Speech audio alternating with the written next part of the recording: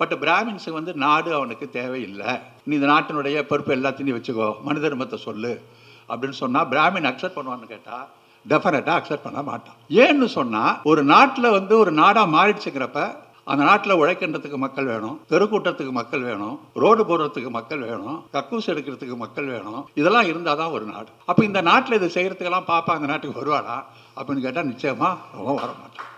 பெரியார் பகுத்தறிவை பேசுகிறப்ப தொழிலாளர்கள் மத்தியில் பகுத்தறிவை பேசுறது வந்து பயன் இல்லை, அவங்களுக்கு வந்து மதம் தேவைப்படுது, அவங்களுக்கு வந்து மதம் தான் ஒரு மகிழ்ச்சியை கொடுத்துட்டு இருக்கு, அது ஒரு அபினா இருந்துட்டு இருக்கு, அபின்னா எதிர்ப்பா சொல்லல, ஒரு சந்தோஷத்தை கொடுத்துட்டு இருக்கு, அபினா இருந்துட்டு இருக்கு, அதனால அது தேவைப்படுது. அதனால வந்து இந்த ஜாதி எதுக்கிறது, மதத்தை எதுக்கிறது, இன்னும் சொல்ல போனா பெண்ணுரிமை எதுக்கிறது, இந்த ஜாதி தான் வந்து ஒரு பொருட்டா இருக்கு, வர்க்கம் தான் முக்கியமாக இருக்கு அப்படிங்கிற விஷயத்தை வந்து நம்ம நாட்டில் வந்து இந்த கம்யூனிஸ்ட் கட்சிகள்லாம் வந்து ரொம்ப நாளைக்கு அப்புறம் அந்த கருத்தை இப்ப ஏத்துக்கிட்டு இப்ப என்ன பண்ணிருக்காங்கன்னா தீண்டாமை ஒழிப்பு முன்னணி அப்படின்னு சொல்லி ஒரு அமைப்பு வச்சிருக்காங்க. 2 அமைப்பும் தீண்டாமை ஒழிப்புன்னு வச்சிருக்காங்க. நான் கேட்குறேன், தீண்டாமை எங்கேருந்து வருது?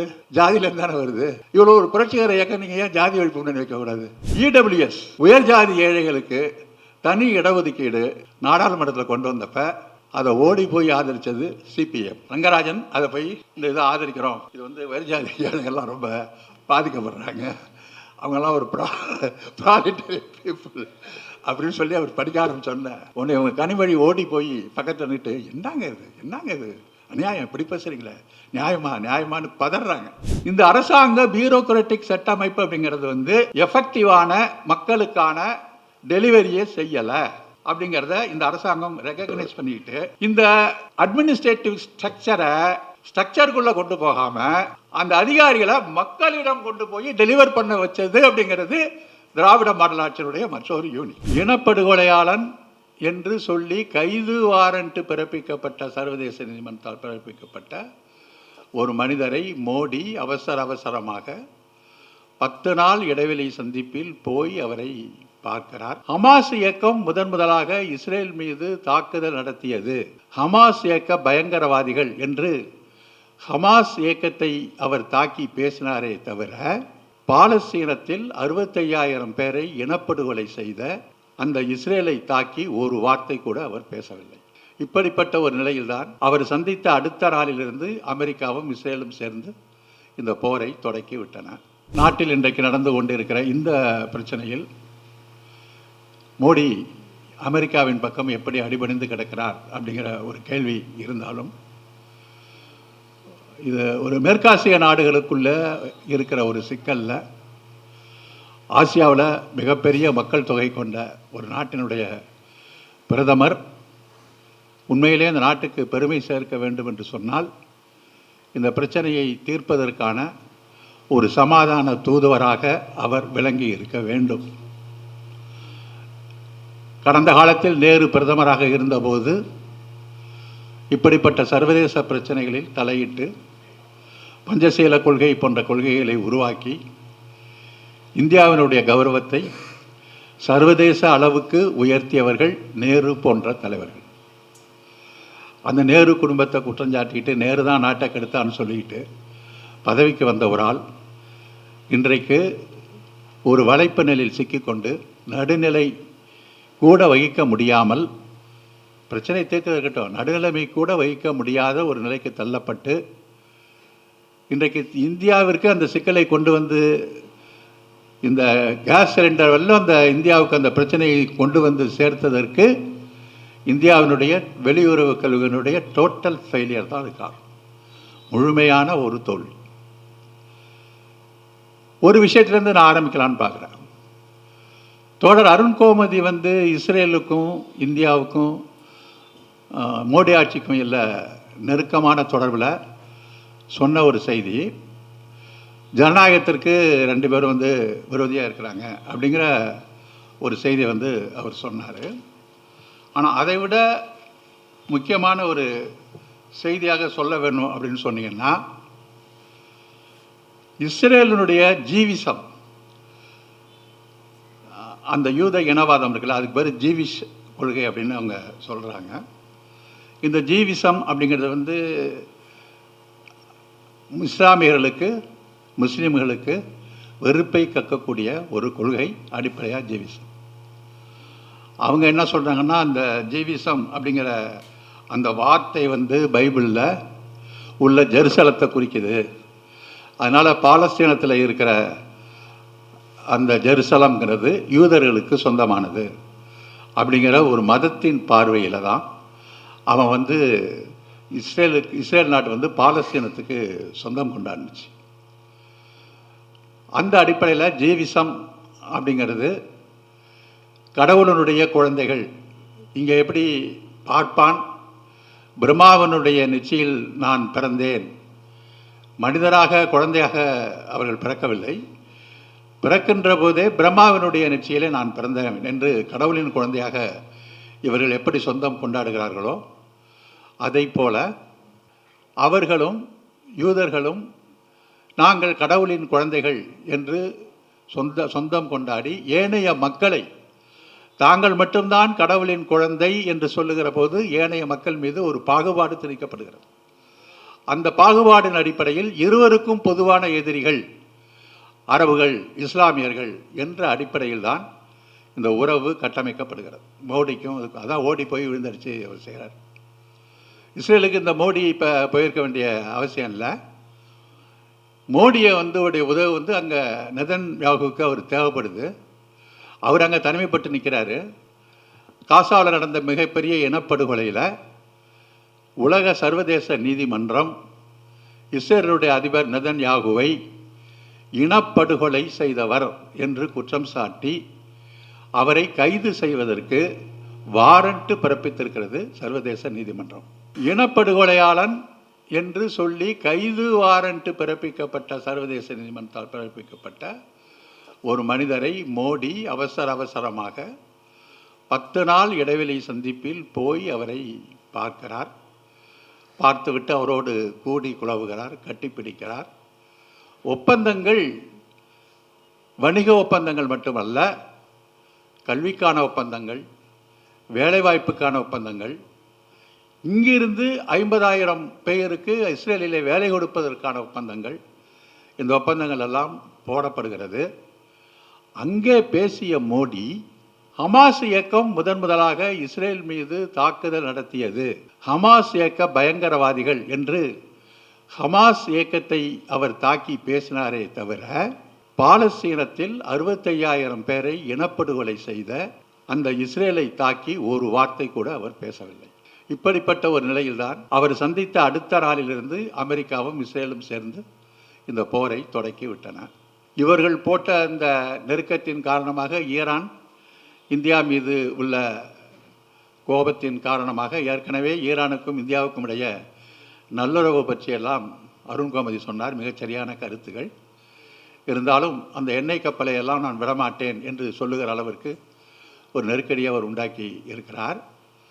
ஆக நான் பேச வேண்டிய அந்த தலைப்புக்கும் இதற்கும் உள்ள தொடர்பு இதிலிருந்து ஆரம்பிக்கிறது என்று சொன்னால், இஸ்ரேல் என்ற ஜீவிசம், ஹிட்லருடைய இத்தாலி முசோலினுடைய பாசிசம், ஹிட்லருடைய நாசிசம், இவெல்லாம் முதல் உலகப் போரில் இத்தாலி பாசிசத்தை ரொம்ப பயன்படுத்தி அப்புறம் தோல்வி அடைஞ்சது. 2ஆம் உலகப் போரில் ஹிட்லர் யூதருடைய எதிர்ப்பு, ஆரியத்தினுடைய பெருமையை பேசிக்கொண்டு அவன் வந்தான்.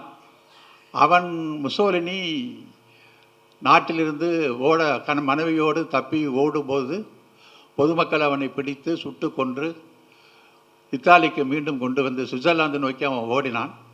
அவனை பிடித்து கொண்டு வந்து பொதுமக்கள் திரும்ப இத்தாலிக்கு கொண்டு வந்து அங்கே இருக்கிற ஒரு நிறுவனத்தில் சுட்டு கொண்டுட்டு அந்த 2 பேருடைய பணத்தையும் தலைகீழாக கட்டி தொங்க விட்டு அதில் எல்லாரும் செருப்பாலையும் கல்லாலையும் அடித்து சந்தோஷப்பட்டு வழி அனுப்பிச்சு வச்சாங்க முசோலினி. ஹிட்லர் கடைசி நேரத்தில் தோல்வி அடைஞ்சு தனக்கு தானே துப்பாக்கியால் சுட்டு அவன் செத்து போயிட்டான். ஆக அது ரெண்டும் ஒழிஞ்சு போனாலும் அந்த கருத்தியல் ஜீவிசமாக இன்றைக்கு ஒரு உயிர் பெற்று நிற்கிற ஒரு தத்துவமாக இன்றைக்கி அது மாறி இருக்கு. இப்போ இந்த ஜீவிசத்தை நம்ம பேஸ் பண்ண வேண்டிய ஒரு அவசியம் இருக்குது. அருண்கோமதி சொல்கிறப்ப ஒரு செய்தி என்ன சொன்னார்னா, ஜெர்மனோட ஒப்பிட்டு பேசினார். அதாவது முசோலினியை போய் பார்த்துட்டு வந்தார். யார் பார்த்துட்டு வந்தது? ஆர்எஸ்எஸ்னுடைய முக்கிய தலைவராக இருந்த மூஞ்சே என்று சொல்லப்படுகிற ஒரு பார்ப்பான்.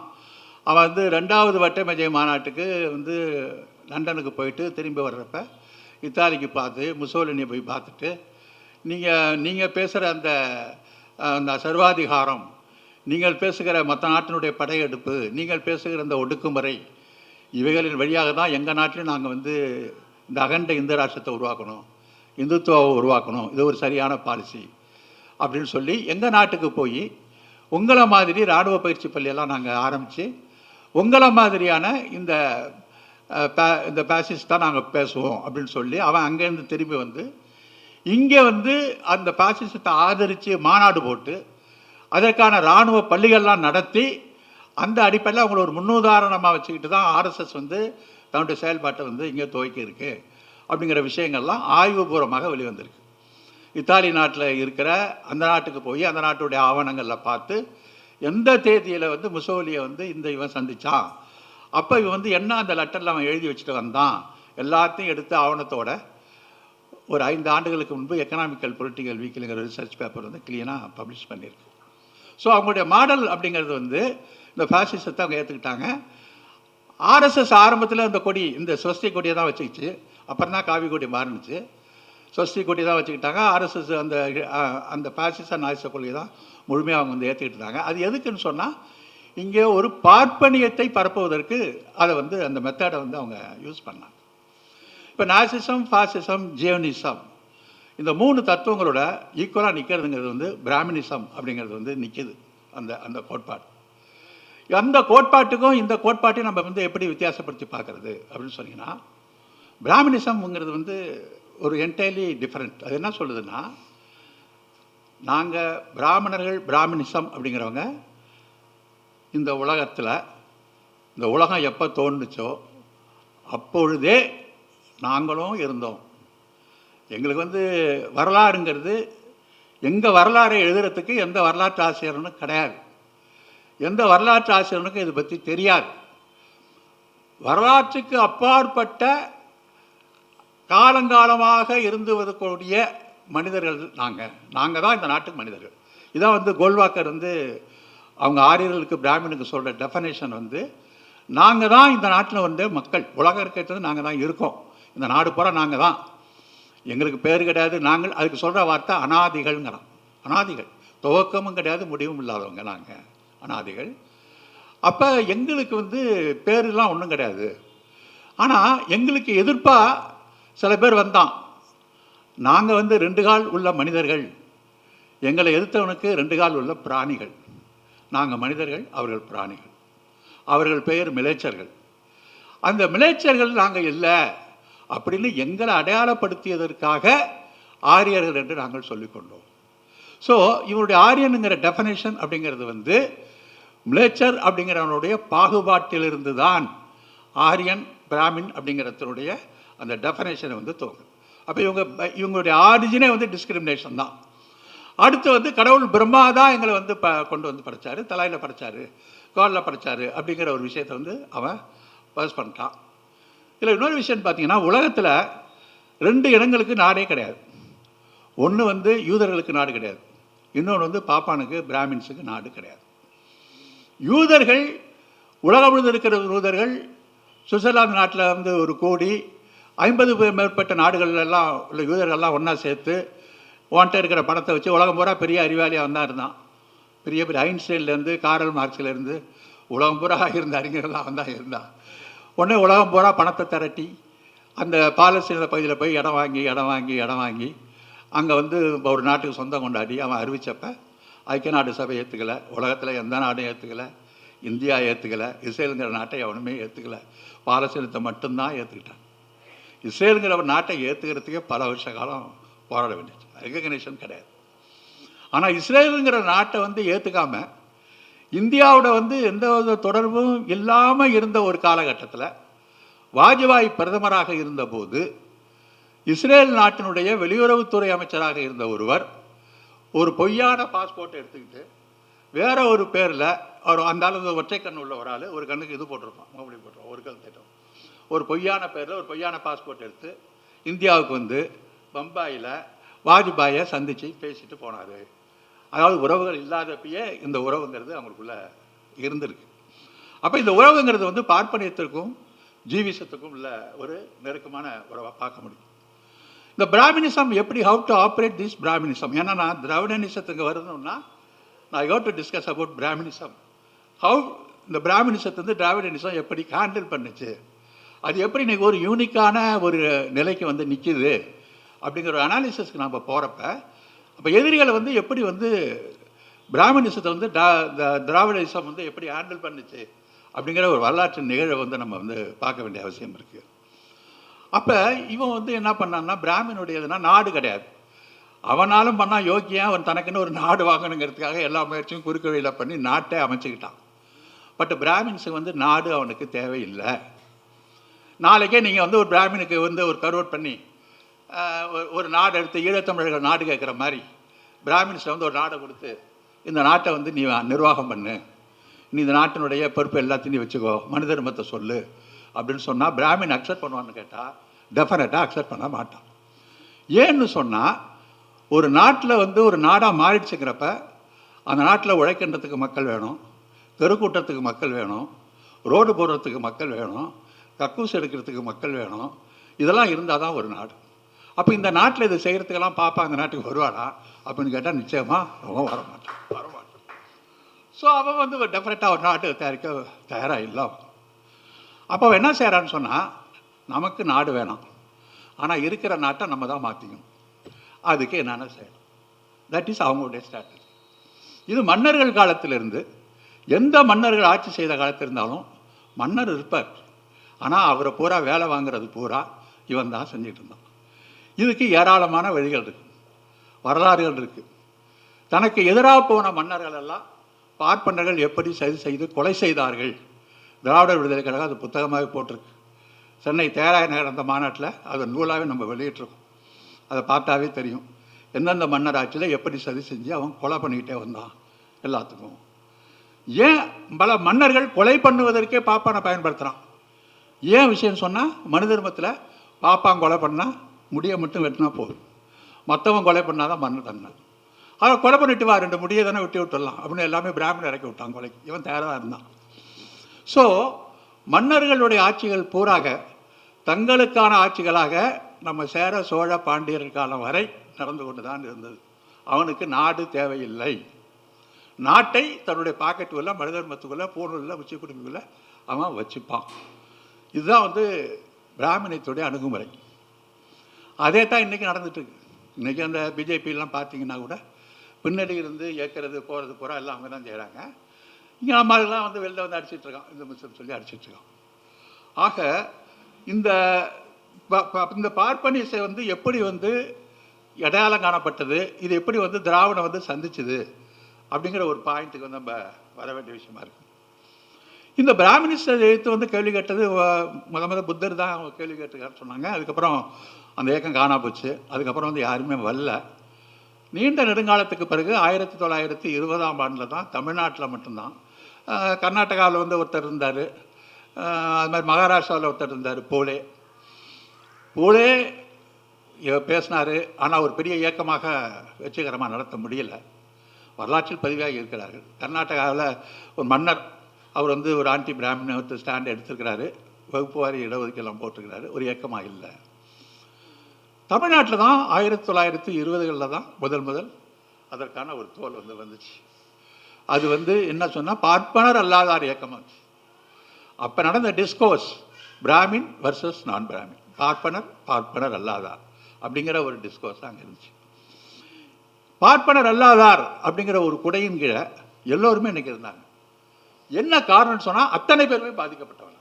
ஆல் பிசிஸ், ஆல் எஸ்சிஸ் எல்லாருமே பாதிக்கப்பட்டவனால பிராமின் நான் பிராமின்ங்கிறது தெளிவான ஒரு சமூக முரண்பாடு வந்து அன்றைக்கி தெளிவாக இருந்துச்சு. சோஷியல் கான்ட்ராடிக்ஷன்ங்கிறது தெளிவாக இருந்துச்சு. அந்த அடிப்படையில் தான் உருவாக்கப்பட்டது. அது அப்புறம் திராவிடர் இயக்கம் அப்படிங்கிற ஒரு பெயர் சூட்டப்பட்டது. திராவிடர் இயக்கம் அன்றைக்கி திராவிடம் கிடச்சிச்சு எல்லாம் ஒரு இந்த இந்த உலரெல்லாம் இருக்குது. திராவிடர் அப்படிங்கிற ஒரு கான்செப்டை வந்து அதுக்குள்ளே கொண்டு வந்தது காரணம், பார்ப்பனர் அல்லாதார் அப்படின்னு நம்ம ஏன் ஒருத்தவனை அல்லாதார்னு சொல்லிட்டு இருக்கணும்? We are majority people. அவனும் 4 பேர் அவனை வச்சுக்கிட்டு நம்ம அல்லாதான்னு சொல்லிட்டு இருக்கணும், அது வேண்டாம். ஸோ நமக்கான ஒரு அடையாளத்தை வைப்போம். அந்த அடையாளம் எது நமக்கு சரியான அடையாளம்? அப்போ திராவிடங்கிறது அடையாளம். அப்போ திராவிடர் அடையாளம் கொண்டு வரப்பட்டது அந்த காலகட்டத்தில் நான் பிராமின்ஸ் அப்படிங்கிறதுக்கான ஒரு அடையாளம். அந்த நான் பிராமின்ஸ் திராவிடர் அப்படிங்கிற ஒரு அடையாளம் பார்ப்பன ஹெகிமோனி, பார்ப்பனத்தினுடைய சமூக ஆதிக்கம், கலாச்சார ஆதிக்கம், அரசியல் ஆதிக்கத்தை எதிர்த்து களம் கண்டு தன்னுடைய போராட்டத்தை அப்பையிலேருந்து 1920களிலிருந்து தொடக்கி நடத்தப்பட்டு வந்த ஒரு காலகட்டத்திலேருந்து அது திராவிடம்ங்கிறது வந்துச்சு. அது பார்ப்பனியத்தை எதிர்த்தது, பார்ப்பன சமுதாய தளத்தில் எதிர்த்தது, அரசியல் தளத்தில் எதிர்த்தது, எல்லாத்திலையும் எதிர்த்து ஒரு கடுமையான போராட்ட களத்தை நாட்டில் உருவாக்குனுச்சு. இந்தியாவிலேயே வேறு எந்த மாநிலத்திலும் பார்ப்பனர் அல்லாதாருக்கான ஒரு வலிமையான ஒரு இயக்கம் நடத்தப்பட்டது அப்படிங்கிறது சவுத் இந்தியா தான், மெட்ராஸ் பிரசிடென்சியில் தான் அது நடந்துச்சு. அது தமிழ்நாட்டில் ரொம்ப வேகமாக, பெரியார் தமிழ்நாட்டில் இருந்த காரணத்தினால தமிழ்நாட்டில் அது வேகமாக அது வலிமை பெற்றது, சூடு பெற்றது. அது எப்போ என்ன சொன்னிச்சு பெரியாருடைய அந்த இயக்கம்?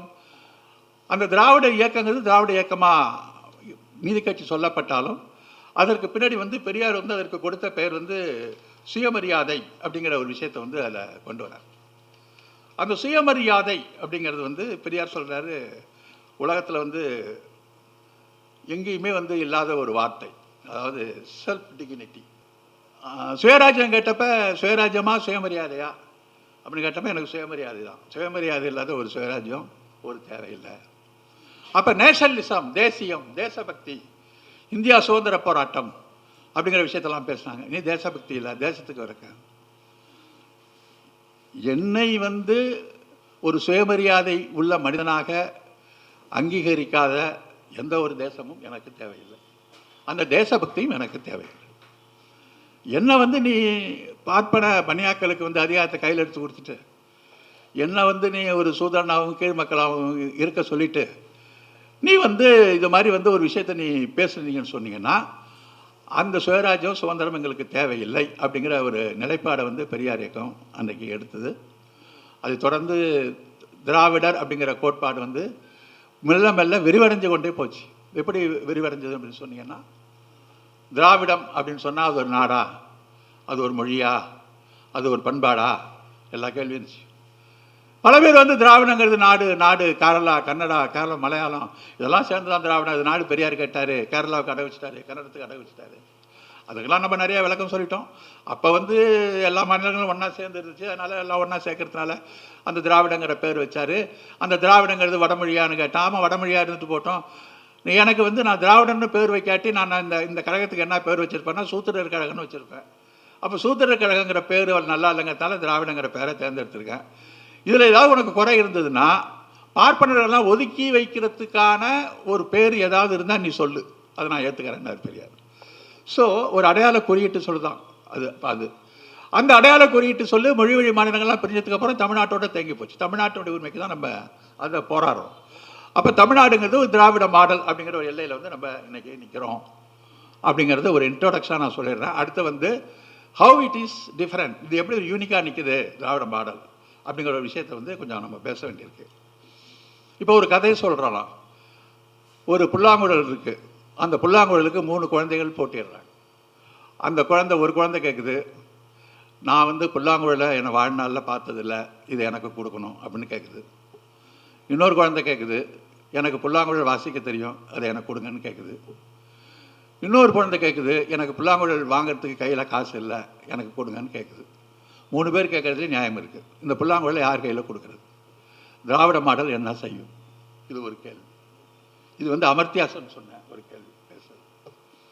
திராவிட மாடல் என்ன செய்யணும்? அந்த 3 பேர் உட்கார வச்சு முதல் தலைமுறையில் இந்த புல்லாங்குழலை பற்றி அவன் கையில் கொடுத்து, இந்த புல்லாங்குழல் வழியாக உனக்கு ஒரு மரியாதை கிடைக்கும், சுயமரியாதை கிடைக்கும் அப்படிங்கிறது 3 பேரில் அந்த பார்வையை வச்சு அவங்களுக்கு தான், அந்த குழந்தைக்கு தான் திராவிட மாடல் இந்த புல்லாங்குழலை கொடுக்கும்.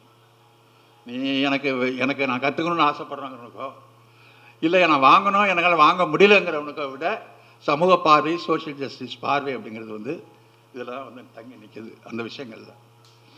அப்படி பார்க்க போனீங்கன்னா இன்றைக்கி ஃபேசிஸ்ட் பிராமினிசம் ஐடியாலஜி இன்றைக்கி நடக்கிற அமெரிக்காவில் இன்றைக்கி நேற்று கூட ஒரு ஆங்கில பத்திரிகை நான் படித்தேன்.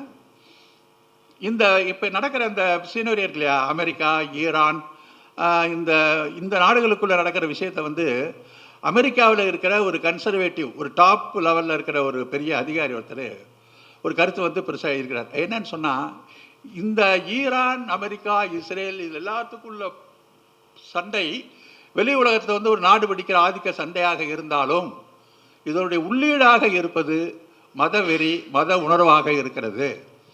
எனவே முதல்ல அமெரிக்கா வந்து கிறிஸ்தன் உணர்வுலேருந்து வெளியில் வரணும், மற்ற அரபு நாடுகள் வந்து இஸ்லாமுடைய மத ஃபண்டமெண்டல்ஸ் வெளியில் வரணும்.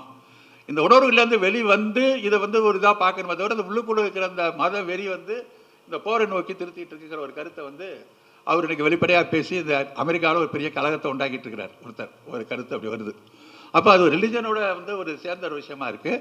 இப்போ நாடும் மதமும் இனமும் ஒன்றாக சேர்த்து இருக்கிற ஒரு ஒரு ஒரு பேசிஸ் ஃபோர்ஸு, அதை வந்து திராவிட இயக்கம் வந்து எப்படி கையாளுது போகுது அப்படிங்கிறப்ப திராவிட இயக்கம் வந்து என்ன பண்ணுச்சு அப்படின்னு சொன்னீங்கன்னா, முதல்ல இந்த சமூகத்தில் இருக்கிற மக்களில் வந்து பின்தங்கிய ஒடுக்கப்பட்ட மக்களுக்கான ஒரு சுயமரியாதை, அந்த சுயமரியாதை நீ எப்படி உண்டாக்க போகிற, அவனுக்கு எப்படி சுயமரியாதை கிடைக்கும், நீ நாற்காலி நானும் இன்னும் சமமாக நாற்காலி போட்டு உட்கார வச்சுட்டா சுயமரியாதை கிடைக்காது. அந்த நாற்காலியில் உட்கார்ந்துருக்கிற மனிதனும் பக்கத்தில் இருக்கிற மனிதனும் சமத்துவமான சம பலம் உள்ளவனாக இருக்கணும், ஈக்குவல் பவர் இருக்கணும், அவனுக்குள்ள சம அதிகார பகிர்வு இருக்கணும். அப்போ சம அதிகார பகிர்வை வந்து எங்கேருந்து கொண்டு வர போகிற, எதன் மூலம் வந்து இந்த அதிகார பகிர்வை நம்ம கொண்டு வர முடியும்? அதுக்கு என்னென்ன இண்டிகேட்டர்ஸ் இருக்குது. அந்த இண்டிகேட்டர்ஸ் வந்து பல இண்டிகேட்டர்ஸை பல பேர் பேசுகிறாங்க. அதற்கான இண்டிகேட்டர்ஸை வந்து பெரியார் இயக்கமும் திராவிட சுயமரியாதை இயக்கமும் எங்கே கண்டுபிடிச்சதுன்னு சொன்னால், இவனுக்கு வந்து கையில் பொருளை கொடுத்தா, பணத்தை கொடுத்தா இந்த ஒடுக்கப்பட்ட சாதிக்கு சம உரிமை வந்துடாது. பணம் வச்சிருந்தாலும் அந்த சாதியை ஒடுக்கமே அவன் கீழே தான் இருப்பான். ஜெகஜீவன் ராம் வந்து ஒரு உதாரணம் சொன்னார். ஒரு ஊரில் ஒரு சப் இன்ஸ்பெக்டர், அவர் தலித் இன்ஸ்பெக்டர், ஊரில் வந்து அவருக்கு ரொம்ப ரொம்ப அவமானம். சப் இன்ஸ்பெக்டராக இருக்கிறதுக்கு முன்னாடி அவர் சப் இன்ஸ்பெக்டராக மாறி வந்து ஊருக்கு வராரு. அவன் சப் இன்ஸ்பெக்டராக இருக்கிறப்ப எந்தெந்த ஆதிக்க ஜாதிக்காரன் அவளை அவமானப்படுத்தினானோ, அவனோட பெரிய பணக்காரன்லாம் இருந்தானோ, அந்த பணக்காரன் கூட சப் இன்ஸ்பெக்டருக்கு சல்யூட் அடிக்கிறான். இது ஜெகஜீவன் ராம் சொன்ன உதாரணம். அந்த அதிகாரம் வந்து இவனுக்கு அந்த மரியாதையை கொண்டு வந்து சேர்க்குது. அப்போ எஜுகேஷன் ப்ளஸ் எம்ப்ளாய்மெண்ட், அதிகாரப்படுத்துதல். அப்போ சுயமரியாதையை வந்து உருவாக்குவதற்கு எஜுகேஷன் தேவை, எம்ப்ளாய்மெண்ட் தேவை அப்படிங்கிற ஒரு இண்டிகேட்டர்ஸை வந்து கண்டுபிடிச்சது வந்து திராவிட இயக்கம் கண்டுபிடிச்சி அதைத்தான் வச்சுது. தொடர்ச்சியாக அதான் சொல்லிட்டு இருக்கு. நேற்று கூட ஸ்டாலின் அதான் சொன்னார், கல்வி, போய் கல்வியை படிங்க, கல்வி தான் உனக்கு கடவுள், கல்வி தான் எனக்கு கடவுள், கல்வி கல்வி கல்வி கல்வி கல்வி. இதைத்தான் பெரியார் இயக்கம் பேசிக்கிட்டே இருந்துச்சு. Education education education. மற்றவங்க என்ன சொன்னாங்க, இடதுசாரிகள்லாம் இல்லை இல்லை எக்கனாமிக் இருக்குது, பொருளாதார அளவுகோல் வரணும், பொருளாதார அளவுகோல் வந்தால் நாட்டில் வந்து ஒரு மாற்றத்தை உண்டாக்கிட முடியும். பெரியார் வகுப்பு வாரி பிரதித்துவம், இடஒதுக்கீடு, ஜாதி ஒழிப்பு, இந்த கொள்கைகளை பகுத்தறிவு, இந்த கொள்கைகளை பேசுகிற போது இந்தியாவினுடைய பொது உடைமை கட்சி, பெரியார் வந்து பொது உடைமை ஆதரித்தார், ரஷ்யாவுக்கு போனார், பொது உடைமை வரும்னு சொன்னார், அவர் கம்யூனிஸ்ட் மேனிஃபெஸ்டோவை இங்கே வெளியிடுற அந்த முகவுரையிலே எழுதினார், பொருளாதார வேறுபாடு ரஷ்யாவில் இருக்குது, ஆனால் இங்கே கூடுதலாக முதன்மையாக ஜாதி என்ற ஒன்றும் இருக்கிறது அப்படின்னு பெரியார் பதிவு பண்ணார். ஆனால் அந்த ஒரு அடித்தள கருத்தை பெரியார் சொன்னாலும் இடதுசாரிகள் இந்த கண்ணோட்டத்தை ஏற்கலை, அவங்க கண்டிப்பாக மறுத்தாங்க. பெரியார் கருப்பு இது எங்களுக்கு தேசம் இல்லை, தேசபக்தி அமையோட எனக்கு சுயமரியாதை முக்கியம்னு சொன்னப்போ தேச விரோதின்ட்டாங்க, இந்தியாங்கிறது ஒரு தேசபக்தின்ட்டாங்க, கம்யூனிஸ்ட் கட்சிக்காரன்னு சொல்லிட்டாங்க. வகுப்பு வாரி பிரதிநிதித்துவம், இடஒதுக்கீடு ஜாதி அடிப்படையில் கொடுக்கணும் அப்படின்னு சொல்லி, ஜாதி தான் இந்த சமூகத்தில் வந்து பிறண்டு இருக்கு, அதில் பார்ப்பனியம் இருக்கு, ஜாதியும் பார்ப்பனியும் ஒன்று தான், பார்ப்பனியம் தான் ஜாதியை சொன்னிச்சு, பார்ப்பனியமும் ஜாதி ஈக்குவல் ஒன்று தான் அப்படின்னு சொல்கிறப்ப பார்ப்பனியத்தை எதிர்த்து கொள்ள விரும்பாத இடதுசாரிகள் அந்த பிரச்சனையை இப்போ பேச வேண்டாம், பொருளாதார அடிப்படையில் ஏழைகளை எல்லாம் நம்ம ஒன்றா திரட்டி ஒரு வர்க்க புரட்சியை நம்ம உண்டாக்குவோம், வர்க்க புரட்சியை உண்டாக்கி ஒரு சோசியலிச சமுதாயத்தை உருவாக்குறப்ப இந்த ஜாதி போன்ற பண்பாடுகள்லாம் தானாக மறைஞ்சு போகும். அவங்க ஒரு தத்துவத்தை, மார்க்சிய தத்துவத்தை வச்சாங்க. என்ன அடித்தளம் அப்படின்னு ஒன்று, மேற்கட்டுமானம்னு ஒன்று சொல்லுவாங்க, பேஸ். அடித்தளம் அப்படிங்கிறதுல வர்க்க போராட்டம், தொழிலாளர்களை ஒன்று திரட்டுதல், பாட்டாளி வர்க்க சர்வாதிகாரம், இதெல்லாம் வந்து அடித்தளம்.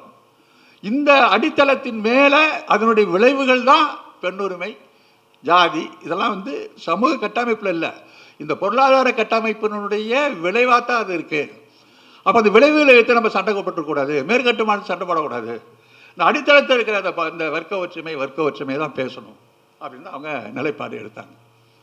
பெரியார் பகுத்தறிவை பேசுகிறப்ப தொழிலாளர்கள் மத்தியில் பகுத்தறிவை பேசுகிறது வந்து பயனில்லை, அவங்களுக்கு வந்து மதம் தேவைப்படுது, அவங்களுக்கு வந்து மதம் தான் ஒரு மகிழ்ச்சியை கொடுத்துக்கிட்டு இருக்கு, அது ஒரு அபினா இருந்துகிட்ருக்கு. அபின்னா எதிர்ப்பாக சொல்லலை, ஒரு சந்தோஷத்தை கொடுத்துட்ருக்கு, அபினா இருந்துகிட்ருக்கு, அதனால் அது தேவைப்படுது. அதனால் வந்து இந்த ஜாதி எதுக்கிறது, மதத்தை எதுக்கிறது, இன்னும் சொல்லப்போனால் பெண்ணுரிமையை எதுக்கிறது.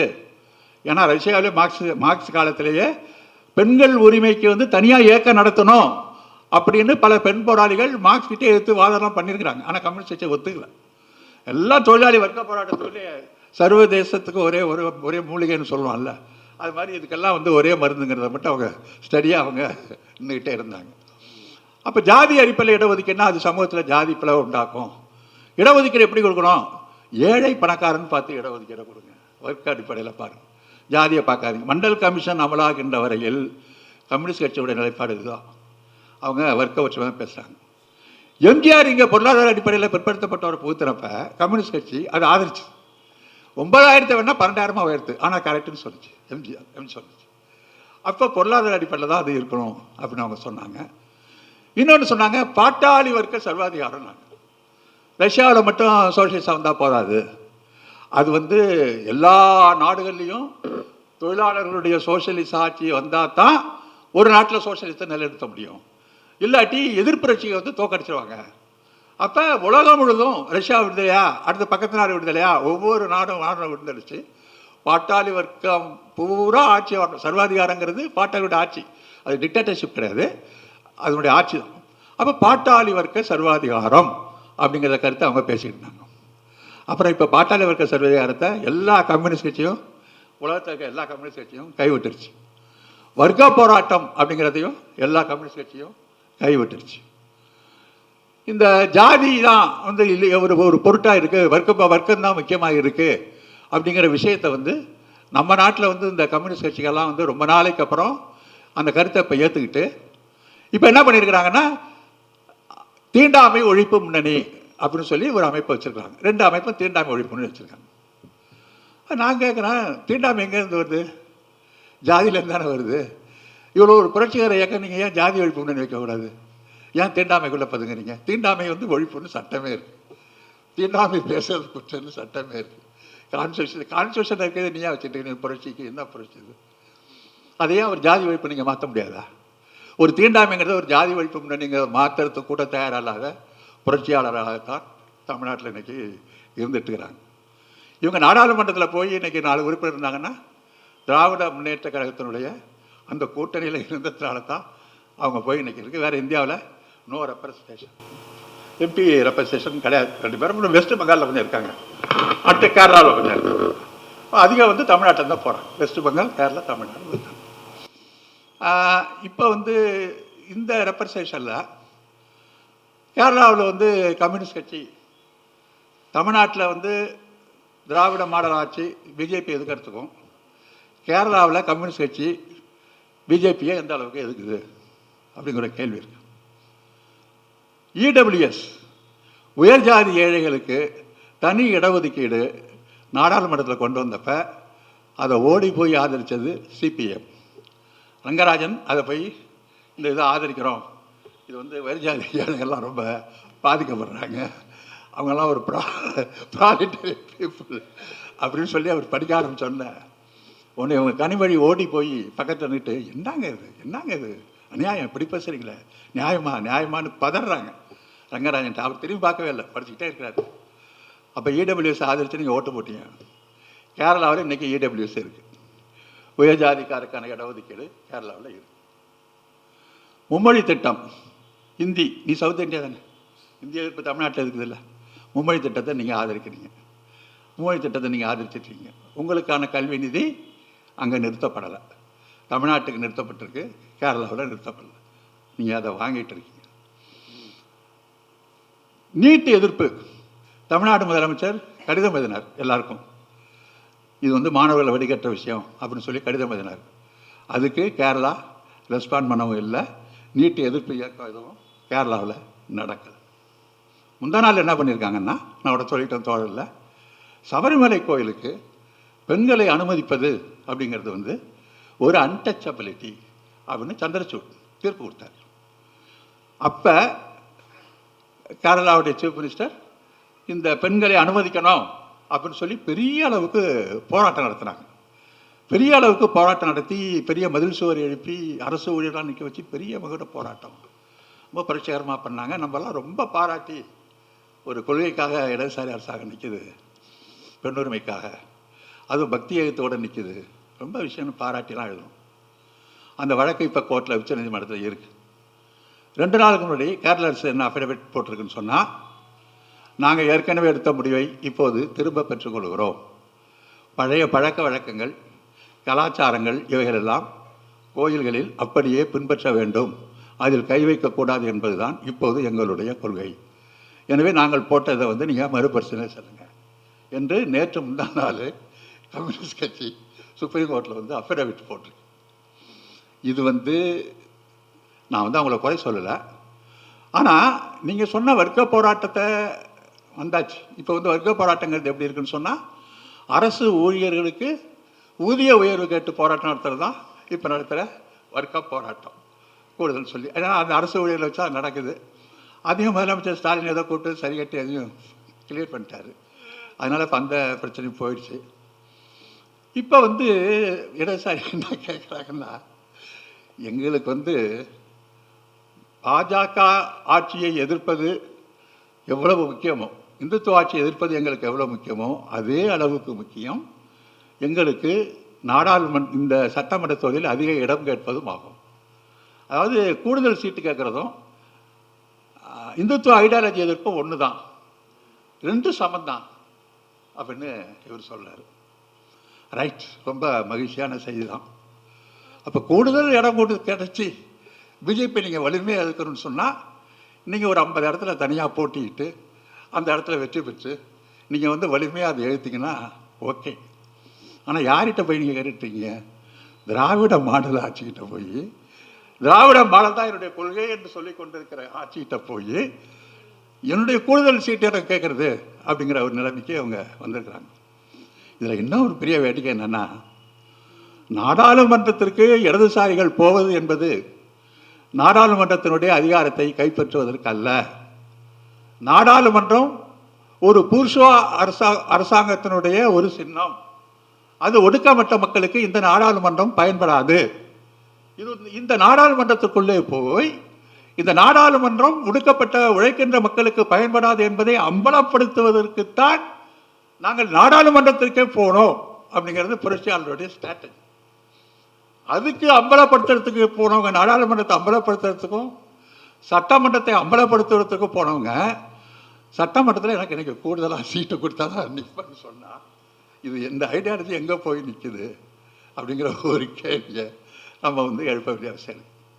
சரி, அதை விட்டு இப்போ திராவிடன் மாடல் அப்படிங்கிறது வந்து எப்படி வந்து ஒரு ரீஷேப் ஆகிருக்கு. சரி, இப்போ வந்து திராவிடம்ங்கிறது வந்து எப்படி வந்து ஒரு சேஞ்சஸுக்கு உள்ளாயிருக்குங்கிறது நம்ம பார்க்க வேண்டியது. திராவிடம் எந்த ஒரு கான்செப்டும் காலத்துக்கு தந்தபடி தன்னை தகவமைத்துக் கொள்ள வேண்டிய ஒரு அவசியம் இருக்குது இல்லையா? இப்போ வந்து திராவிடம் அப்படிங்கிறதுக்கு வந்து நம்ம சொன்னது வந்து சமூக நீதி, சுயமரியாதை, பகுத்தறிவு அப்படின்னு ஒரு பொதுவான ஒரு கோட்பாடை நம்ம வச்சுட்டோம். கலைஞர் ஆட்சியில் திராவிடம் அப்படிங்கிற ஒரு கான்செப்ட் கலைஞர் ஆட்சி காலத்தில் எப்படி இருந்தது அப்படின்னு சொன்னீங்கன்னா, அன்றைக்கு வந்து இந்த நியோ லிபரலிசம், உலகமயமாதல், குளோபலைசேஷன் அப்படிங்கிறது 90களுக்கு அப்புறம் தான் வருது. அப்போ அந்த காலகட்டத்தில் அது வரல. சோவியத் ரஷ்யா எக்ஸிஸ்டாக இருந்துச்சு, சோஷலிசம் பல நாடுகளில் அமலில் இருந்துச்சு, சோஷலிச கொள்கை ஏற்கப்பட்ட ஒரு கொள்கையாக இருந்துச்சு. எனவே அந்த காலகட்டத்தில் கலைஞர் என்ன பண்ணாருன்னா, சோஷலிச கொள்கையின் அடிப்படையில் திராவிடத்தை பேசினார். தனியார் பேருந்துகளை எல்லாம் அரசுடைமையாக்கினார். கவர்மெண்ட் பிரைவேட் பஸ்ஸஸ் எல்லாம் கம்ப்ளீட்டாக அரசுடைமையாக்கினார். தனியாருக்கு பேருந்துகள் அனுமதி கொடுக்கப்படவில்லை. தஞ்சை மாவட்டத்தில் வந்து நிலச்சுவார்ந்தவர்களுடைய ஆக்கிரமிப்பை வந்து பண்ணையாருடைய ஆக்கிரமிப்பை எதிர்த்து சட்டம் இயற்றினார். அவங்க வந்து பிடுங்கி அந்த நிலத்தை பிடுங்கி சாகுபடி பண்ணுற விவசாயிகளுக்கான உரிமையை வந்து அதிகப்படுத்தி கொடுத்து அந்த நிலச்சுவந்தாருடைய இதெல்லாம் வந்து வீழ்த்தினார். இந்த ரஞ்சன் வந்து நிலப்பரப்புத்துவம் விழுந்த கதை அப்படிங்கிறதுல அதை தெளிவாக சொல்லியிருப்பார். அதே மாதிரி உச்சவரம்பு, நில உச்சவரம்பு அதை வந்து 15 ஏக்கராக குறைச்சார். இந்த நடவடிக்கை எல்லாமே ஒரு சோசியலிச ஆட்சியை நோக்கி, ஒரு நிலப்பரப்புத்துவம் முதலாளித்துவத்தை எதிர்த்த ஒரு கோட்பாடுகளை முன்வைத்து கலைஞருடைய ஆட்சி ப்ளஸ் அந்த கண்வழி வழங்கும் திட்டம், கைரிக்ஷா ஒழிப்பு திட்டம் ப்ளஸ் மக்கள் நல திட்டங்களோட சோசியலிச பார்வையில் அது நடந்துச்சு. 1990 உலகம் முழுதும் ஏற்பட்ட ஒரு மாற்றத்தில், குறிப்பாக சோவியத் ரஷ்யா வந்து சிதறி உடஞ்சி போனதுக்கப்புறம் சோசியலிசம்ங்கிறது அப்படிங்கிற ஒரு கான்செப்ட் வந்து பெரிய செட்பேக் ஆகிடுச்சு. உலகத்தில் எந்த நாட்டிலையுமே வந்து அந்த சோசியலிச கொள்கை வந்து வெற்றி பெற முடியல. அப்போ உலகமயம், தனியார் மயம் அப்படிங்கிறது தான் உலகத்தினுடைய ஒரு போக்காக ரொம்ப கடுமையாக மாறிப்போச்சு. எது எடுத்தாலும் இப்போ இந்த இப்போ இதெல்லாம் வந்து அரசு நிறுவனங்கள், பொதுத்துறை நிறுவனங்கள், நேர்காலத்தெல்லாம் அதான் பொதுத்துறை நிறுவனங்கள் தான் நம்முடைய கோயில், அதுதான் நம்ம மக்களை வைக்கும் சொல்லி பொதுத்துறை நிறுவனங்களை உண்டாக்கி தனியார் நிறுவனங்களை ஒழித்து பொதுத்துறை நிறுவனங்களில் வந்து வேலைவாய்ப்புகளை கொடுத்து அந்த வேலைவாய்ப்புகளுக்கு சம்பளம் கொடுத்து இதற்காக 5 ஆண்டு திட்டங்கள் தீட்டி 5 ஆண்டு திட்டங்களுக்கு என்னென்ன அரசு துறை நிறுவனங்களை கொண்டு வருவது என்பதற்கான திட்டங்கள் தீட்டி எல்லாமே ஒரு கவர்மெண்ட் ஓன்டு ப்ராப்பர்ட்டி, அரசுக்கு சொந்தம், பொதுத்துறை அப்படிங்கிற ஒரு கொள்கை வந்து உலகமயமாக்கல் கொள்கையில் சுத்தமாக உடங்கி நொறுங்கி போச்சு. அப்போ அதுக்கப்புறம் வந்து உலகம் பூரா வந்து ஒரு வலைப்பின்னல் ஆயிடுச்சு, ஒரு கமர்ஷியல் தொழில் ரீதியான வலைப்பின்னல் ஆயிடுச்சு. ஒரு நாடு இன்னொரு நாடு ஒப்பந்தம் போடுறது, இன்னொரு நாடு இன்னொரு நாட்டோட ஒப்பந்தம் போடுறது, ஒரு நாட்டில் வந்து தொழில் உடன்பாடு செய்கிறது, மெமரண்ட் ஆஃப் அண்டர்ஸ்டாண்டிங் பண்ணுறது. அப்புறம் வேகமாக இப்போ வந்து மாநில அரசு முதலமைச்சர்களே வெளிநாட்டுக்கு போகிறது, அங்கிருந்து வந்து தொழில்துறையை கொண்டு வந்து எல்லாமே வந்து தனியார் மயமாக்கிறது தான், இன்வெஸ்ட்மெண்ட் அப்படிங்கிறது தான் இன்றைக்கி ஒரு கொள்கையாக மாறிப்போச்சு. இது உலகம் பூரா மாறிப்போச்சு. இது தமிழ்நாட்டில் திமுக ஆட்சி பண்ணியும் வேறு எந்த ஆட்சி பண்ணி நிறுத்த முடியாது. ஒன்றிய ஆட்சியும் இந்த கொள்கைக்கு வந்துருச்சு. மன்மோகன் சிங் காலத்தில், காங்கிரஸ் ஆட்சி காலத்தில் வந்துருச்சு. அடுத்து அதை தீவிரமாக்கிடுச்சு இது மோடி ஆட்சி வந்து. மோடி ஆட்சி வந்ததுக்கப்புறம் இந்த உலகமயமாக்கல், தனியார் மயமெல்லாம் வந்து தீவிரமான ஒரு காலகட்டத்தில் மக்களுடைய வாழ்க்கை வந்து கடுமையான, ஒரு பக்கம் வந்து ஐடியில் வேலைக்கு போகிறது, பெரிய விஷயங்களை படிச்சுட்டு வேலைக்கு போகிறது, இது ஒரு செக்ஷன். ஆனால் விளிம்பு நிலையில் இருக்கிற மக்கள் செக்ஷனுக்கு ஒரு பெரிய கேப் வந்துருச்சு. அவங்களுக்கு ஒரு பெரிய இடைவெளி வந்துருச்சு. இந்த மக்களுடைய வாழ்வாதாரம் கடுமையான நெருக்கடிக்கு உள்ளாகி போயிட்டே இருக்கு. இவங்களுக்கு அரசு வழியாக வரக்கூடிய எந்த பெனிஃபிட்டும் இவங்களுக்கு கிடைக்க முடியாத நிலைமையில் ரொம்ப நெருக்கடிக்கு மக்கள் உள்ளாயிட்டாங்க. ஸோ இந்த நியோ லெஃப்ட், இந்த புதிய பொருளாதார கொள்கை உருவாக்கிய நெருக்கடியிலிருந்து மக்களை வந்து மீட்க வேண்டும். பொருளாதார இந்த கொள்கையை வந்து மாற்றி அமைக்கக்கூடிய வந்து உலகமயமான கொள்கையாக மாறிப்போச்சு. அப்போ இந்த இதிலிருந்து மக்களை வந்து மாற்றி அமைச்சு மக்களை எம்பவர்மெண்ட் பண்ணுறதுக்கான ஒரே வழி, ஆல்டர்னேட் வழி அப்படிங்கிறது என்ன அப்படின்னு சொன்னால், மக்களுக்கு அரசு நேரடியாக உதவிகளை வழங்கி அவர்களுக்கு சலுகைகளை, உரிமைகளை அளித்து அவர்களை அதிகாரமயப்படுத்துவது, அவர்களை மூலதனம் உள்ளவர்களாக மாற்றுவது, சமூக மூலதனத்தை உயர்த்துவது, அதன் ஒரு வழியாக மட்டும்தான் இந்த உலகம் முழுதும் இருக்கிற பொருளாதார நெருக்கடியை இருப்பதற்கான ஒரே ஆல்டர்னேட்டிவ் அப்படிங்கிற ஒரு உறுதியான முடிவுக்கு வழிகாட்டியது Dravida model. This is the beginning. இங்கே துவங்கினத்துக்கு அப்புறம்தான் பெண்களுக்கான அந்த எம்பவர்மெண்ட், அந்த விடியல் பயணமாக இருந்தாலும் சரி, உரிமை தொகை இருந்தாலும் சரி, எல்லா ஸ்டேட்டும் வந்து அது பண்ண ஆரம்பித்து மக்களுக்கு நேரடியாக பெனிஃபிஷரி போய் சேர்ந்த ஒரு விஷயமாக வந்து அது மாற்றப்பட்டுச்சு. அப்போ கலைஞர் ஆட்சி காலத்தில் இருந்த சோசியலிசத்தை வந்து இப்போ ஸ்டாலின் பேச முடியாது. அப்போ திராவிட மாடலுங்கிறது வந்து சர்வதேச சூழலுக்கு ஏற்ப தன்னை வந்து ஒரு தகவமைத்து கொள்ளக்கூடிய ஒரு நிலைக்கு வந்து தள்ளப்பட்டது. இப்போ தமிழ்நாடு அரசு சொல்லுகிற முழக்கங்களில் மிக மிக மிக மிக முக்கியமான முழக்கமாக நான் கருதுவது, இப்படி சொல்லலாம், நாம் அனைவரும் சமமாக்குவோம், எல்லோருக்கும் வந்து அப்படின்னு சொல்லலாம், அல்ல அனைவருக்கும் சம உரிமை வழங்கும்னு சொல்லலாம். ஆனால் அனைவருக்கும் சம உரிமை வழங்கணும்னு அரசு சொல்லலை. என்ன சொல்கிறாங்கன்னா, எந்த ஒரு பிரிவையும் விலக்கி வைக்க மாட்டோம், யாரையும் நாங்கள் எக்ஸ்க்ளூட் பண்ண மாட்டோம், நாங்கள் எல்லாரும் இன்க்ளூட் பண்ணுவோங்கிறது ஒரு வழி. அதை விட இன்னும் டீகோட் பண்ணி பார்த்தீங்கன்னா எந்த செக்ஷனையும் நாங்கள் வந்து விலக்கி வைக்க மாட்டோம். அதுதான் அவர் தொடர்ச்சியாக சொல்லிட்டு இருக்கிறார். இது வந்து சோஷியல் ஜஸ்டிஸில் நெக்ஸ்ட் ஸ்டெப். இது பொதுவாக ஒரு திட்டங்களை அறிவிச்சுட்டு இதுதான் திட்டம் அப்படின்னு சொல்கிறதுங்கிறத விட இன்னும் அடுத்த கட்டத்துக்கு உள்ளே போய் எந்த செக்ஷனையும் நாங்கள் வந்து விட மாட்டோம். அதுதான் இன்றைக்கி விளம்பரத்தில் வருது. எந்த ஒரு பிரிவினையும் விலக்கி வைக்க மாட்டோம். அதுதான் ரொம்ப ஒரு உயர்நாடியான விஷயம். இந்த திராவிட மாடலினுடைய யூனிக் அப்ரோச்சுங்கிறது எல்லா செக்ஷனையும் தனித்தனியாக பிரித்து பார்த்தல், அவர்களுக்கான வெல்ஃபேர் பிரச்சனைகளை என்ன அப்படிங்கிறத பார்க்கறது. அப்போ தான் இந்த ஜஸ்டிஸ் அப்படிங்கிறது போய் சேரும். ஒட்டுமொத்தமாக எல்லாருக்கும் ஒரு பொதுவான சலுகை அப்படின்னு நீங்கள் அறிவிச்சிட்டிங்கன்னா அது வந்து அந்த செக்ஷனுக்குள்ளே யார் பவராக இருக்கானோ அவன் தான் அது அங்கே இருப்போம். அதுக்குள்ளே இருக்கிற ஆதிக்க சக்தி அதை கொண்டு போகும். அது மண்டல் கமிஷனில் சொல்லுவாங்க, பிற்படுத்தப்பட்ட ஒரு இடஒதுக்கீடுலாம் வந்தப்போ உடனே 27% இடஒதுக்கீடு யார் பயன்பெறுவான்னா அந்த பிசிக்குள்ளேயே மேலே இருப்பான் பாருங்க, அவன் தான் போய் டக்குன்னு பிடிப்பான். நீங்கள் சோடாவை உடைச்சோடனே முதல்ல இருக்கிறதுனா கேஸ் உடச்சிட்டு வெளில வரும் இல்லையா, ஃபஸ்ட்டு அந்த முதல்ல இருக்கிறவன் தானே. ஸோ நீங்கள் வந்து இந்த திட்டத்தை நீங்கள் போடுறப்ப இந்த இதுக்குள்ளே ஒரு சமூக பிரிவு வந்து எல்லாத்தையும் வந்து ஆக்கிரமிச்சு பயன்படுத்திக்கணும். ஸோ ஐ ஹாவ் டு அதை வந்து நம்ம வந்து டைவர்ட் பண்ண வேண்டிய, அதை வந்து அது பிரித்து பார்க்க வேண்டிய அவசியம் இருக்குது. இதுதான் வந்து போஸ்ட் மாடர்னிசம் அப்படிங்கிற ஒரு கோட்பாடு சொன்னிச்சு. மார்க்சியத்துக்கு மாற்றா ஒரு காலத்தில் போஸ்ட் மாடர்னிசங்கிறது ஒன்று வந்துச்சு. அவங்க என்ன சொன்னாங்கன்னா, மைனாரிட்டிஸை மட்டும் முன்னாடி கொடுங்க, முதலுரிமை கொடுங்க, மெஜாரிட்டிஸை பேசாதீங்க. மார்க்சியம் வந்து மெஜாரிட்டிஸை பேசுது அப்படிங்கிற ஒரு கருத்தை அவங்க வச்சாங்க. மைனாரிட்டிங்கிறதா ஒரு பிரச்சனையாக இருக்கும், அவங்க தான் கண்டுக்கப்படாத மக்களாக இருப்பாங்கன்னு சொல்லுவாங்க. இப்போ இந்த அரசாங்கம் வந்து நாட் ஓன்லி மைனாரிட்டிஸ்ன்னு பார்க்கல, செக்ஷனாக பார்க்குது. பெண்களாக பார்க்குது, மாணவர்களாக பார்க்குது, மாணவிகளாக பார்க்குது, நெசவாளர்களாக பார்க்குது, தொழிலாளர்களாக பார்க்குது, ஊனமுற்றோராக பார்க்குது, திருநங்கையாக பார்க்குது. இது அல்லாமல் இப்படி தனித்தனி பிரிவுகளாக பார்த்து ஒவ்வொரு பிரிவையும் அந்த பிரச்சனை வந்து அட்ரஸ் பண்ணுறது அப்படிங்கிறது வந்து இந்த திராவிட மாடல் ஆட்சியில் இருக்கிற ஒரு யூனிக்கான ஒரு விஷயம்.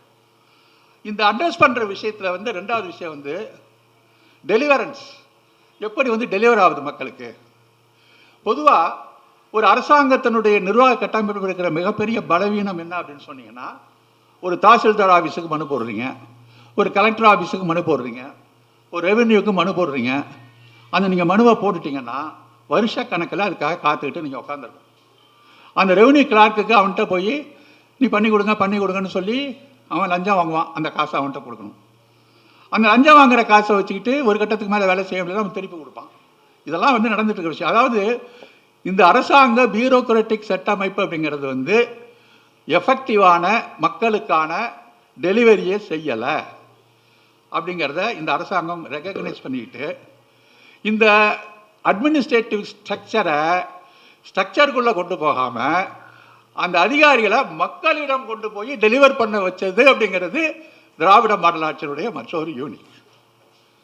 அது அவங்க செஞ்சாங்க. யாரும் இல்லை, ஒன்று ஆன்லைனில் பண்ணுவாங்க, ஆன்லைனில் பார்த்து டெலிவரி பண்ணுவாங்க. இல்லை அப்படின்னு சொன்னீங்கன்னா சம்மந்தப்பட்ட அதிகாரிகளை ஒவ்வொரு ஊருக்கு அழைச்சிட்டு போய் எல்லா அதிகாரியும் உட்கார வச்சு, அப்போ ஒரு ஸ்கீம், மக்கள் குறை தீர்க்க திட்டம், உனக்கு என்ன பிரச்சனை, இந்த பிரச்சனையா, சுகாதார பிரச்சனையா, தண்ணி பிரச்சனையா, பட்டா பிரச்சனையா, அந்தந்த அதிகாரி கூட்டு அந்த இடத்துல ஸ்பாட் கிளியரன்ஸ்.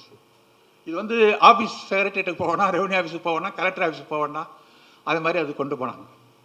அதே மாதிரி மருத்துவத்தை ஹாஸ்பிட்டல்லேருந்து மீட்டு எடுத்தாங்க, அதை மக்கள்கிட்ட கொண்டு போனாங்க. உனக்கு என்ன மாத்திரையா, தலைவலியா, வயிற்று வலியா, இது வழியா, அதை செஞ்சாங்க. அதுக்கு முன்னாடி மக்களை தேடுகிற கல்வின்னு ஒன்று, இந்த கொரோனாவில் பாதிக்கப்பட்ட மக்கள்லாம் போயிட்டான். அவனுக்கு கல்விக்கு வரல, அவனை கல்விக்கு கொண்டு வருவதற்கு நீ எஜுகேஷன் சலுகை கொடுக்குறீங்க, சலுகை கொடுக்கறது இல்லாமல் அந்த சிஸ்டத்துக்குள்ள அவனை கொண்டு வரணுமே, அவனை திரும்ப ரீஎன்ட்ரி பண்ண வைக்கணுமே. அதற்கான முயற்சி வந்து இந்த திராவிட மாடல் ஆட்சி நடக்கிற மாதிரி வேறு எந்த ஸ்டேட்லையாவது நடக்குதா? இது எப்படி ஒரு யூனிக்கான ஒரு சிஸ்டம் இது. எவன் படிக்க போய் ஊருக்கு போயிட்டானோ, நாற்று நடவு போட்டான், கம்பி வேலை, அவனெல்லாம் தேடி பிடிச்சி ஒரு 1200 பேரை கொண்டு வந்து திரும்ப 10ஆம் கிளாஸில் படிக்க வச்சு அவனுக்கு டியூஷன் சொல்லி கொடுத்து அவனுக்கு எல்லா வேலையும் செஞ்சு அதை வந்து அனுப்பிச்சிது. கடந்த ஒரு 5-6 வருஷமாக வந்து ஐஏஎஸ் டோட்டல் ஃபெயிலியர் தமிழ்நாட்டில். ஏன்னா அவ்வளோ மோசமாக வடநாட்டில் பேப்பர் செட் பண்ணோம். அப்படி பேப்பர் செட் பண்ணி நம்ம மக்கள் வராத அளவுக்கு பார்த்தோம். ரொம்ப கணிசமான அளவுக்கு டிமினிஷ் ஆச்சு. உடனே இவங்க வந்து ஒரு ஸ்பெஷல் கோச்சிங் போட்டு அதற்கு மாதம் முன்னாடி 7500 பிரிமரியில், அப்புறம் பிரிமரிக்கு இதுக்கு போனால் மாதம் 25000. அப்புறம் நீ வந்து எக்ஸாமுக்கு போனால் டெல்லிக்கு ஒன்று அழைச்சிட்டு போய் செலவு, அங்கே தங்க வைக்கிறது, சாப்பாடு, இதெல்லாம் கொடுத்ததுனால இன்றைக்கி வந்து தமிழ்நாட்டில் கிட்ட 46 பேரா 46 56 பேர் வந்து இன்றைக்கி தமிழ்நாட்டில் வந்து, ஏன்னா இந்த ஐஏஎஸ்க்கு வந்து நீங்கள் ஒரு 1500 கொடுத்துறேன் 2000 கொடுத்தேன்னா நடத்துறாது. இவங்களுக்கான இந்த வசதிகள், இவங்களுக்கு தங்குறதுக்கான உண்டு உறைவிட வசதி, தங்குறேன், சாப்பாடு போடுறேன், பணம் கொடுக்குறேன், படி, உன்னை டெல்லிக்கு நானே அழைச்சிட்டு போகிறேன், நானே பண்ணுறேன். ஸோ ஒரு திட்டத்தை அறிவிக்கிறப்ப அதை வந்து எப்படி செயல்படுத்தி அந்த சிஸ்டத்துக்குள்ளே கொண்டு வருவது அப்படிங்கிற ஒரு விஷயம் அப்படிங்கிறது வந்து இந்த திராவிட மாடத்தை எந்த இது இல்லாமல் அது ஒரு வித்தியாசமான ஒரு மாடலாக நம்ம பார்க்க வேண்டியிருக்கு. இந்த சமூக நீதி அப்படின்னு நீங்கள் சொல்கிறப்ப பொதுவாக வந்து இடஒதுக்கீடு, ரிசர்வேஷன் அப்பெல்லாம் சொல்கிறப்ப சோஷியல் கேபிட்டல் அப்படின்னு ஒரு வார்த்தை இருக்குது. சோஷியல் கேபிட்டல், சமூக மூலதனம். அது வந்து பொருளாதாரம் அதுக்கு தேவையில்லை. அது சமூகத்தில் உனக்கு அந்தஸ்து வழியாக கிடைக்கும். ஒரு பிராமணா பிறந்துட்டா அவனுக்கு அது சோஷியல் கேபிட்டல், பிறப்பு. அவன்கிட்ட பணம் இருக்க வேணாம், செல்வம் இருக்க வேணாம், வசதி இருக்க வேணாம், வீடு இருக்க வேணாம். அவன் பிராமணா இருந்தால் போதும், அவனுக்கு சமூகத்தில் எல்லாரும் மதிக்கத்தக்க, வணங்கத்தக்க ஒரு மரியாதை, சோஷியல் கேபிட்டல் அவனுக்கு கிடைக்குது. இந்த சோஷியல் கேபிட்டல் இருக்கிறவன் எல்லாரும் ஒன்றா சேர்ந்து அவன் வந்து கடுமையாக வந்து தனக்குள்ள ஒரு அழைப்பு நிலை வந்து உருவாக்கிக்கிறான். அவன் வலிமையாக இருக்கான். அதுக்கு சமூகவியலில் என்ன சொல்கிறாங்கன்னா, பாண்டிங் சோஷியல் கேபிட்டல். வசதி உள்ள எல்லாரும் தனக்காக ஒன்றா சேர்ந்து தன்னுடைய சமூக மூலதனத்தை வச்சு செல்வாக்கோடு நிற்கிறது, அது பாண்டிங். ஒன்றுக்கு ஒன்று அந்த உறவு தானாகவே வரும். அது வந்து சமூக மூலதனம். அவனுக்கு எதிர்த்து நிற்கிற மக்கள்லாம் இருக்காங்கல்ல, விளிம்பு நிலை மக்கள், அவங்கெல்லாம் வந்து வசதி இல்லாதவங்க, வலிமை இல்லாதவங்க. அவன் தனி குழுக்களாக பிரிஞ்சே கிடக்கிறான். இந்த பிரிஞ்சு கிடக்கிறவனை எல்லாம் வந்து ஒன்றா சேர்க்கறதுங்கிறது ஒரு கஷ்டமான விஷயம். அப்போ அந்த பிரிஞ்சு கிடக்கிற இந்த எல்லாம் ஒன்றா சேர்க்கறதுக்கு பேர் வந்து பிரிட்ஜிங் சோஷியல் கேபிட்டல் சொல்கிறாங்க. அதாவது இணைக்கின்ற சோஷியல் கேபிட்டல். இன்னொரு வந்து ஆதிக்க சோஷியல் கேபிட்டல். இந்த இணைக்கின்ற சோஷியல் கேபிட்டலுக்கு நம்முடைய லாங்குவேஜில் வந்து பல்வேறு பெயர்களை சொல்லலாம். ஆனால் நாங்கள் என்ன சொன்னால் விளிம்பு நிலை மக்கள். விளிம்பு நிலை மக்கள் யாருன்னு சொன்னால் திராவிடர்கள். இப்போ நாங்கள் பேசுகிற திராவிடத்தினுடைய விளிம்பு நிலை மக்களுடைய பகுதிகளாக இருக்கின்றவர்கள் யாருன்னு சொன்னால் பிரிட்ஜிங் சோஷியல் கேபிட்டலில் இருக்கிற அந்த மக்கள், பார்ப்பனர் அல்லாத பாதிக்கப்பட்ட ஒரு மக்களை தான் நம்ம வந்து அவங்க இன்னைக்கு இருக்கிறாங்க. ஸோ அவங்களை வந்து அடையாளம் காணக்கூடிய ஒரு ஆட்சி வந்து நடந்துகிட்டு இருக்கு. அதே நேரத்தில் வந்து நீங்கள் இந்த ஆட்சியினுடைய ஒன்றிய அரசை வந்து இந்த ஆட்சியை எடுத்து சண்டை போட்டுருக்குல்ல, அதை வந்து வெறும் சண்டை மட்டுமே இந்த ஆட்சி போட்டுட்ருக்கா அப்படின்னு நீங்கள் கேட்டிங்கன்னா, இந்த சண்டை பிஜேபியை எதிர்த்து தமிழ்நாட்டில் திமுக ஆட்சி நடத்துகிற மாநில உரிமைக்கான சண்டை, யுத்தம் அப்படிங்கிறது எப்படி நடக்குது? இந்த யுத்தத்தை கண்டு ஒன்றிய ஆட்சி ஏன் பயப்படுது? இப்போ எடப்பாடி பழனிசாமி திமுகவை திட்டுற மாதிரி ஸ்டாலின் வந்து மோடியை திட்டிகிட்டு இல்லை. அப்படி திட்டா மோடி ஒரு மரியாதையும் கொடுக்க மாட்டாங்க, கண்டுக்காமல் போயிடுவான். ஆனால் நீ பயப்படுறான். ஏன் பயப்படுறான்னா மக்களுக்கான வெற்றிகரமான திட்டங்களை மக்களிடம் கொண்டு போய் சேர்த்து மக்களுடைய ஆதரவு என்ற வலிமையின் மேல் நின்று கொண்டு மோடி ஆட்சி அவர் பேசுறதுனால தான் மோடி ஆட்சி எனக்கு பயப்படுறான். ஸோ இது வந்து ஒரு பெரிய மக்கள் சாதனை. அப்படி இந்த மோடி ஆட்சியை எதிர்த்துக்கிட்டே மக்கள் எதிர்ப்பை விட மக்கள் சாதனைகளுக்கு அதிகமான இடம் கொடுத்து குவிச்சிட்டார். நீ கம்பேரிசன் பார்த்தீங்கன்னா மோடி எதிர்ப்பு 20%னா 80% வந்து சாதனைகள் நிற்குது. வெறும் இந்த 100% மோடி எதிர்ப்பு, ஒன்றிய ஆட்சி எதிர்ப்பில் அவங்க நிற்கல. அப்போ இந்த 80% சாதனைகளோடு நின்றுக்கிட்டு மோடி எதிர்ப்பு செய்கிறதுங்கிறதுனால நம்முடைய கோரிக்கைகளுக்கு மக்கள் மத்தியிலையும் பெரிய ஆதரவு தளம் கிடைக்குது. இந்த கோரிக்கை வந்து உயிர் துடிப்பு மிக்க வலிமையான கோரிக்கையாக மாறி போய் நிற்குது. இது வந்து திராவிட மாடல் ஆட்சியினுடைய ஸ்டாலினுடைய மிகத்தான ஒரு ஸ்ட்ராட்டஜி. அதே மாதிரி நீங்கள் பார்த்தீங்கன்னா நீதிமன்றத்தை எவ்வளோ எஃபெக்டிவாக அவங்க பயன்படுத்தியிருக்காங்க.